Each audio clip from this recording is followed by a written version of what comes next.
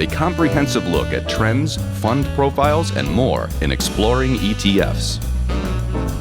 Hi everyone, welcome to Exploring ETFs.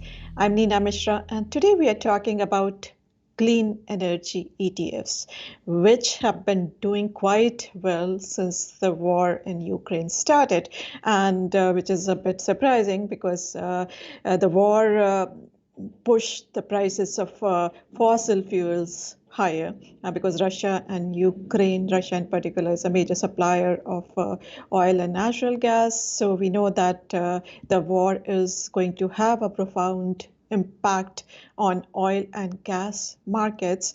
But the world also realized that the transition to green energy will have to accelerate. So that is why, we have seen that Europe has a lot of dependence on Russian oil and gas, and they are trying to diversify away from Russian fuels now, particularly in light of the war. But before that also, Europe was transitioning to green energy. They had reduced their investments in fossil fuels. So now they will have to increase their investments in green and renewable energy. And we know that this is one of the main agendas of the Biden administration too: increased spending and increased investments on clean and green energy projects. Now, these ETFs, these stocks and ETFs had done very well in 2019 and 2020. They were among the top performers, and that the main reason was that the cost of renewable energy was falling with technological innovations, and that kind of started changing the balance between clean and traditional sources of energy. But last year they underperformed because President Biden's Build Back Better agenda, which planned a lot of investments in clean energy, that faltered, and also because investors pivoted out of growth stocks into value stocks. Now that has changed over the past month or so, and investors have started pouring a lot of money into clean energy ETFs. And this is going to be a long-term phenomenon. These ETFs are very volatile, but if you have a longer-term outlook, they will have a good performance over the long term, because transition to renewable energy is real and it will accelerate. Now let's take a look at 3 popular ETFs in this space. So the first one I'm highlighting is the most popular product in this space. It is by iShares, ticker symbol ICLN. And this holds global companies in the clean energy sector, follows a market cap weighting scheme, has 75 holdings, very popular, as I mentioned, 5.5 billion in assets, and an expense ratio of 42 basis points. You can go to the quote page on Zacks.com, read our research report articles, and using the link, you can go to iShares web page for this ETF and see what it holds. So companies that produce energy from solar, wind, and other renewable sources. You can look at the top holdings in the ETF. You will see Enphase Energy, Vestas, Wind System. These are among the top holdings in the ETF. Some of these companies, Enphase and SolarEdge, they had done very well in 2019 and 2020, and they drove the performance of this ETF, as I mentioned earlier. Now you can also look at other sector exposure. So it holds electrical utilities, semiconductor equipment, and other sectors. The thing that I wanted to point out is this has a lot of international exposure. So less than 40% US and rest is all international.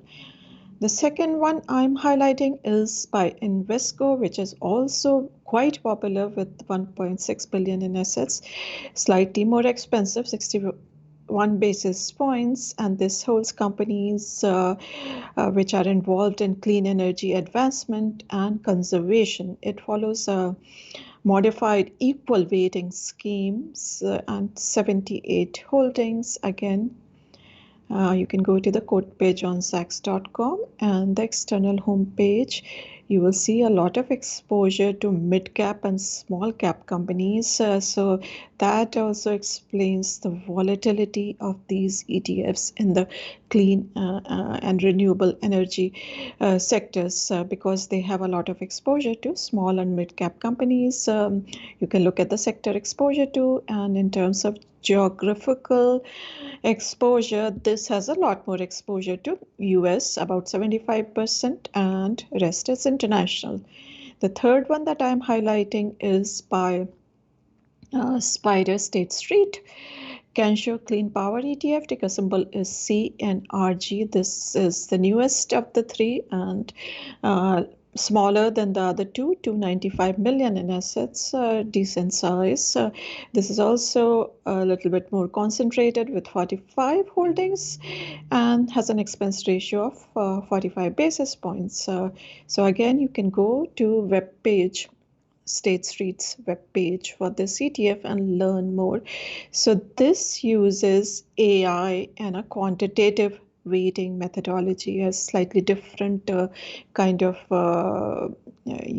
selection and weighting methodology, which is by Kensho. And this also holds companies in solar, wind, geothermal, hydroelectric power. And you can also look at the top holdings. So you will see Enbridge, Consolidated, Edison, New Jersey Resources. These are the top holdings in the ETF. Now this also has about similar US exposure, about 75%, and rest is international. On the next slide, I have the comparative performance. This is 1-year performance, and as I had mentioned earlier, these had underperformed significantly last year after a very good performance in 2019 and 2020.